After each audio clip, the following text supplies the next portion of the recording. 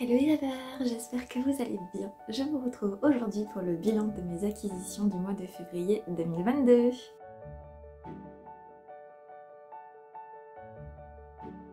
Pour ce mois de février, j'ai une dizaine de bouquins à vous présenter, toutes catégories confondues, audio, numérique et papier. Donc on va pas tarder et je vais vous présenter tout ça. D'avance, je suis désolée si vous entendez des bruits de fond assez désagréables, c'est sûrement la circulation.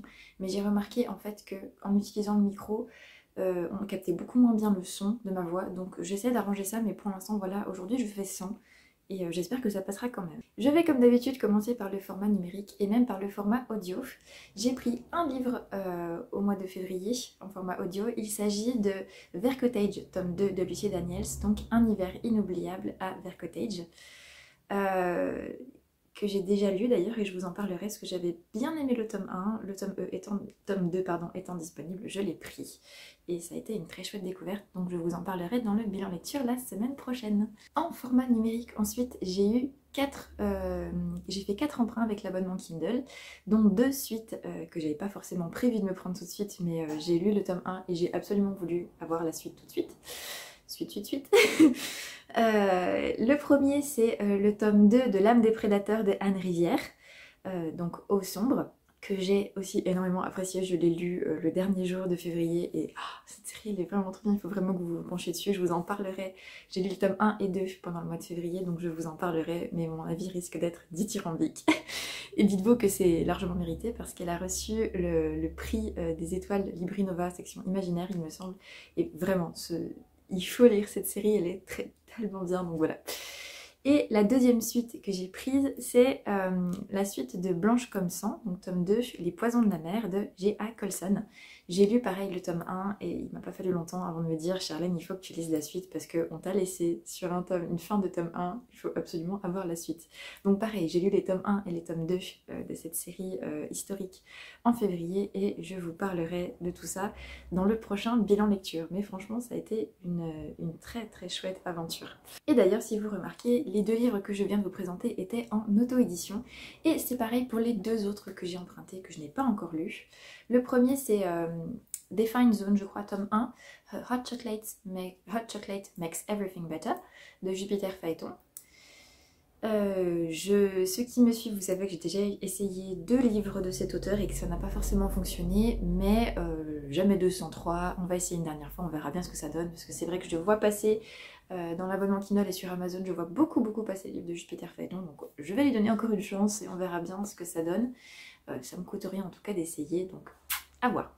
Et le deuxième tome, c'est Brumes amères, tome 1 de Valérie Ouanard, je crois que ça se dit comme ça, si j'écorche, pardon. Qui est de la dark fantasy il me semble. C'est une amie, Anne-Sophie, qui m'a conseillé son livre, donc je vais voir. J'ai bien envie de tester juste parce que c'est une auteure française et que d'ailleurs si vous avez des auteurs français en auto-édition à me conseiller, je les prends volontiers. Je prends volontiers des suggestions pour alimenter un peu ma liseuse, mais on verra bien, parce que je suis un peu sceptique, mais je ne demande qu'à être surprise en bien, donc je vous en parle très bientôt. Parlons maintenant des services presse que j'ai reçus de la part des éditions Emmanuel, que je remercie encore du fond du cœur. Le premier livre que j'ai reçu et que je n'ai pas encore lu, c'est un gros bouquin et je pense que je vais le lire pendant ce carême.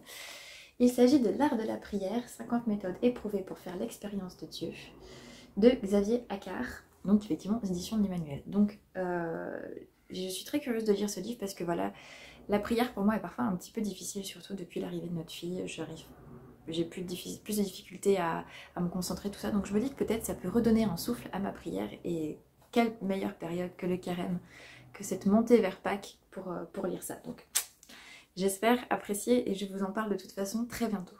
Le deuxième livre que j'ai déjà lu et qui a été un grand coup de cœur, un grand chamboulement dans ma vie, je pensais pas d'ailleurs en le choisissant comme service presse et en le lisant, enfin en mettant le nez dedans, c'est S'engager pour le bien commun de Philippe Royer avec Arnaud Bevilacqua. Un dirigeant partage son expérience, donc en fait je vous fais un petit speech mais je vous en parlerai beaucoup plus dans le bilan lecture.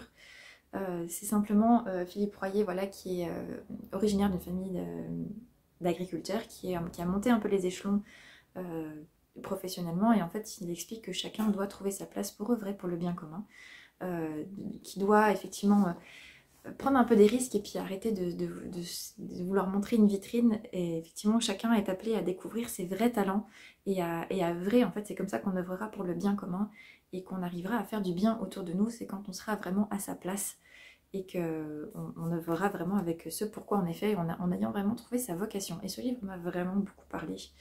Moi qui suis dans une période de transition, puisque depuis le 1er mars, je ne suis plus employée en tant qu'éducatrice en crèche, mon congé maternité est terminé, mon préavis pour la démission est terminé, donc voilà, je suis normalement dorénavant auteure à plein temps. Et c'est là que je sens qu'est ma place, donc ce livre m'a fait beaucoup de bien. Mais encore une fois, voilà, je vous en parlerai beaucoup plus pendant le bilan lecture, parce que ça a été une lecture qui a vraiment remué beaucoup de choses en moi, et j'ai maintenant envie d'offrir ce livre à tout le monde. Le mois de février, ça a aussi été la Saint-Valentin, et pourquoi je vous dis ça? Parce que pour la Saint-Valentin, mon mari m'a fait un petit cadeau. Il m'a offert le tome 15 de Quand Takagi me taquine de Soichiro Yamamoto. Donc je suis très contente, je ne l'ai pas encore lu, je le garde un petit peu comme un petit bonbon pour quand j'aurai un coup de blues. Mais voilà, j'ai le tome 15 et il me semble bien qu'il n'y a encore que le tome 16 qui n'est pas sorti. Donc je vais le savourer vraiment parce qu'on arrive, je crois, à la fin en tout cas de ce qui est sorti pour l'instant. Et si ce n'est pas la fin de la série, ben voilà, je suis trop contente. Et les 3 derniers livres que j'ai à vous présenter, ce sont les livres que j'ai reçus dans le swap que nous faisons toutes les saisons avec Aurélie de Carnet Poudré, un swap sur l'auto-édition. Donc en fait à chaque nouvelle saison, on collecte des petits goodies et des livres surtout qui sont en rapport avec la saison et qui doivent être issus de l'auto-édition. À un moment ou à un autre, ils doivent avoir passé par l'auto-édition, enfin on essaye en tout cas d'en avoir au moins un. Et du coup on s'éclate à s'envoyer des colis, ça nous fait vraiment du bien, on a développé une grosse amitié par rapport à ça. Donc voilà, je vais vous présenter les 3 livres qu'elle a choisis pour l'hiver, pour Noël. Le premier c'est Alerte, avalanche d'amour et tempête de flocons de Alex Keane aux éditions HarperCollins Poche. Et d'après ce que j'ai compris, ça se passe à Megève. Oui, à Megève, je sais même plus comment on dit, mais il me semble que les vrais Mégévans disent Megève, donc si je ne me trompe pas. Donc voilà, je suis très curieuse parce que j'ai passé une partie de mon enfance et de mon adolescence pas très loin de Megève. Donc ça me fera plaisir de retrouver des lieux que je connais. Et voilà, puis c'est une romance de Noël, donc ça me parle. Et effectivement, ce livre, enfin cet auteur en fait est issu de l'auto-édition. Donc je suis très curieuse aussi de... Si ça me plaît, je pense que je me pencherai sur ces autres romans avec plaisir. Et ensuite, j'ai eu droit aussi à Constellation de Maren Bivard-le-Temple. Alors je ne sais pas du tout de quoi ça parle, mais la couverture est très jolie. Et ouais, je sais pas, les couleurs et tout... C'est marqué derrière, Célène est née sous le regard étoilé d'un ciel sans lune. Je sais pas, ça me parle. Je suis très curieuse de voir ce que ça va donner et je crois que j'ai juste envie de me laisser porter par rapport à celui-là. Et le dernier, c'est Dolly Bible et la plus belle histoire du monde. Donc un conte musical illustré, une histoire et 12 chansons avec Natacha Saint-Pierre, Michel Delpech, Amaury Vassili, Hugo Frey. Donc bref, il y a plein d'artistes en fait que je reconnais là-dedans et je me dis bon, je connais pas du tout, on va voir ce que ça va donner. Je vous en parlerai je pense très bientôt parce que je suis assez curieuse de le lire et de l'écouter avec ma fille. Donc on en reparle très vite. Et voilà, ce sera tout pour cette vidéo, pour ce bilan des acquisitions. Ça aura été assez court mais pour une fois ça fait pas de mal. N'hésitez pas à me dire s'il y a des livres qui vous font envie dans ceux que je vous ai présentés, si vous avez fait vous-même de belles acquisitions pendant le mois de février. Je vous retrouve la semaine prochaine pour le bilan de mes lectures de février aussi. J'ai fait de très chouettes lectures, vraiment ça a été un très joli mois au niveau de la lecture. Et voilà, je vous souhaite dans l'immédiat d'excellents rêves qu'ils soient en nous ou non et je vous remercie encore une fois d'être là avec moi.